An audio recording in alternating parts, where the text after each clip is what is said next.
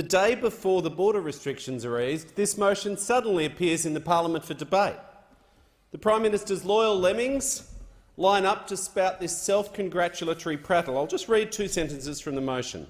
Apparently we're supposed to commend the government for reopening the international border to a range of economic and humanitarian visa holders from the 1st of December and welcome the further carefully managed opening of our borders, including visitors, when it is safe to do so, whatever that means.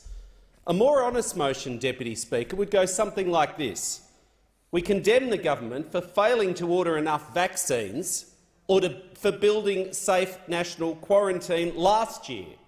And this failure, your government's failure, has led to unnecessary lockdowns and months of delay in reopening the borders.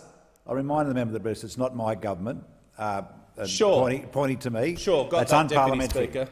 Yep, got Please. that. Thank you. Got that. Ruined the relationships of thousands of Australians. Let's say the failure of the government to do its job, the failure of the bloke who sits over there occupying the Prime Minister's chair, that fraud, that fake of a man who did not do his job for Australians when it mattered, didn't order the vaccines, still hasn't built safe national quarantine. That ruined the relationships of thousands of Australians separated from their loved ones. More than 40,000 stranded Australians stuck overseas, vulnerable, losing their life savings, risking their health. Separated grandparents from their grandkids for far longer than necessary.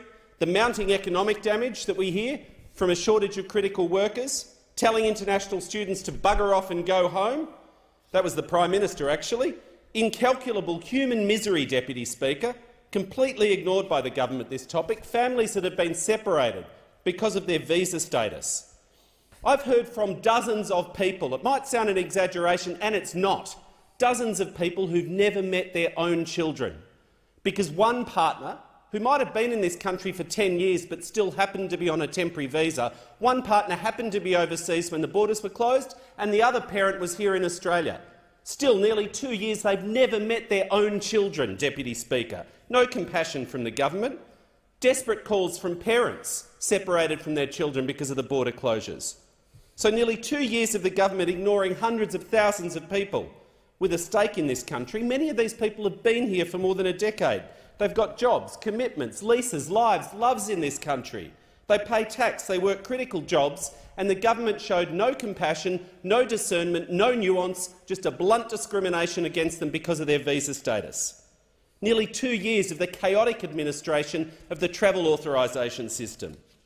Had the ridiculous situation where, frankly, 2 young backpackers who could claim to the government they'd lived together for 1 year and 1 day could get their partner into the country, but numerous people who'd been in a committed relationship for 5, 10, 15 years but simply happened to live between 2 countries because of their life circumstances, they've been separated. What do you say to the women who I've spoken to?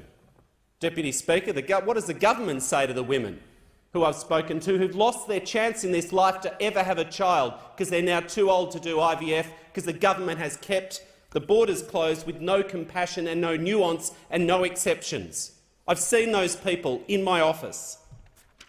Australia's a nation of migrants, Deputy Speaker, and there's no argument that the citizens should be the priority for return, but the government's incompetence and its callousness has hurt far more than just the stranded Australians. I represent the most multicultural council area in the whole of Australia.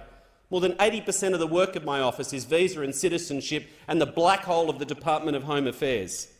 There's millions of Australians where their lives and their loves are split across 2 continents and 2 time zones, Deputy Speaker. The impact, the human impact, is horrendous. Now, of course, some pain and disruption cannot be avoided in a global pandemic, but so much of what has happened has been because the Prime Minister failed to do his job, didn't order vaccines, didn't build safe quarantine.